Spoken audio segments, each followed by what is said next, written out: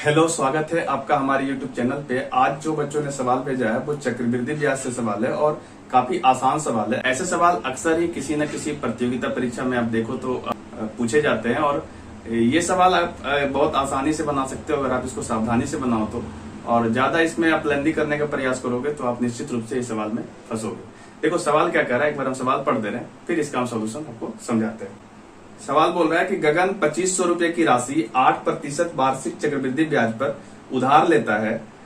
पहले वर्ष के अंत में 1000 रुपये और दूसरे वर्ष के अंत में 500 रुपए का भुगतान करता है। 4 वर्षों के अंत में उसका बकाया चुकाने के लिए कितना निकटतम रुपये में भुगतान करना होगा। ये लगभग मान पूछ रहा है आपसे। पहला ऑप्शन दे रखा है 1558 रुपया, दूसरा है 1628 रुपया, तीसरा है 1443 रुपया और चौथा है 1800 रुपया। देखिए टोटल 2500 रुपये का जो है कर्ज लिया गया और एक साल के बाद 1000 रुपया लौटा दिया गया। फिर दूसरे साल का जैसे ही अंत होता है तो 500 रुपया दिया गया है। पर टोटल 4 साल का लिया था तो बोल रहा है कि लास्ट का जो 2 साल होगा और यानी 4 वर्ष के अंत में आपको कितना रुपया और लौटाना पड़ेगा, ये आपका लगभग मान बताना है। तो देखिए आप इसको बहुत आसानी से बनाइए, इसमें कुछ करना नहीं है। आप सपोज मान लो यहाँ पे आपने 2500 रुपया लिया, ठीक है, और मान लो यहां से यहां तक 1 वर्ष आपका पुर गया, ठीक है, और यहां से लेके यहां तक अगेन 1 साल पुर गया और ये आपका मान लो 2 साल है, ठीक है। इस तरीके से यहाँ पे आपको टोटल पैसा लौटाना है, यानी कि 4 साल हो गया, 1 साल, 1 साल 2 साल और 2 साल 4 साल। तो देखिए जैसे ही 1 साल पूरा होगा तो आपको 8% का ब्याज भी लग रहा है ना। तो ये 2500 रुपया 8% बढ़ जाएगा, ठीक है। आप अगर यहाँ गौर से देखो तो 2500 का 8% क्या होता है, तो आप देखो 2500 का 8% करेंगे तो 1% 25 होगा, है ना। 2500 का 1% 25 होगा और 8% 25 को 8 से मल्टीप्लाई कर देंगे तो 25 200 हो जाएगा, यानी 8% का वैल्यू 200 रुपया हो गया। इसका मतलब हुआ कि 1 साल जैसे ही बीतेगा तो 2500 रुपया 2500 से ये 2700 बन जाएगा, है ना। 2500 रुपया और 200 रुपया ब्याज इसका जुड़ जाएगा तो कितना हो जाएगा, ये 2700 रुपया, ठीक है। और इस 2700 में जैसे ही 1 साल पूरा तो उसने 1000 रुपया लौटा दिया है।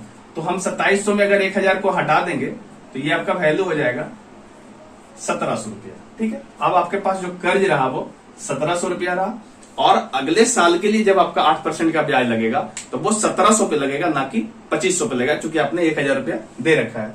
अब यहां से देखिए ये 1700 रुपया में फिर 8% बढ़ जाएगा दूसरे साल के लिए, है ना। तो हम 1700 का यदि हम 8% निकाल लें, देखिए 1700 का अगर हम 8% निकाल लेंगे तो देखिए 17 को 8 से मल्टीप्लाई कर सकते हैं तो 8 7 56 और 8 5 हो गया 13, 136 रुपया। तो ये जो सेकेंड साल का जब अंत हो जाएगा तो 1700 रुपया और ये 136 रुपया इसमें क्या होगा, बढ़ जाएगा, ठीक है। टोटल आपका रुपया यहां पे हो जाएगा 1836 रुपया, ठीक है। लेकिन यहां पे फिर उसने क्या किया कि 500 रुपया लौटा दिया तो इसमें 500 रुपया फिर हट जाएगा, है ना। तो ये टोटल आपका आ गया 6, 3 में से 0 गया 3, 8 में से 5 गया तो ये 13, यानी 1336 रुपया। अब सेकेंड साल के अंत तक इसको 1336 रुपया लौटाना था। तो अब ये जो 1336 रुपया आया है वो 1336 रुपया 2 साल के बाद लौटाएंगे तो इसका जो 2 साल का ब्याज होगा वो भी ऐड हो जाएगा। चूंकि ये चक्रवृद्धि ब्याज है तो 2 साल के बाद इसका मिश्रण क्या हो जाएगा, तो बोलेंगे मूलधन 1336 है इंटू 1 प्लस 8/100 यानी R/100 लिखेंगे और इसका पावर 2 कर देंगे चूंकि आपका समय 2 है। अब यहां से हम इसको मिश्रण को कैलकुलेट करेंगे तो देखिए वैल्यू आ जाएगा 1336 गुने, इसको हम काट दे रहे हैं, ये 4 आ रहा है, ये 50, इसको 2 कर सकते हैं, इसको 25, तो ये देखिए 25 और 2 27 बटा आपका 25 आ गया।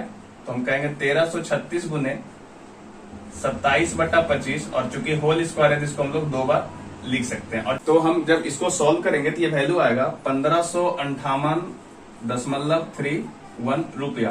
तो ये आपके ऑप्शन के हिसाब से देखेंगे तो ये लगभग मान कितना आ रहा है, 1558 रुपया। यही आपका सही जवाब होगा जो कि आपके ऑप्शन नंबर 1 में दिया हुआ है।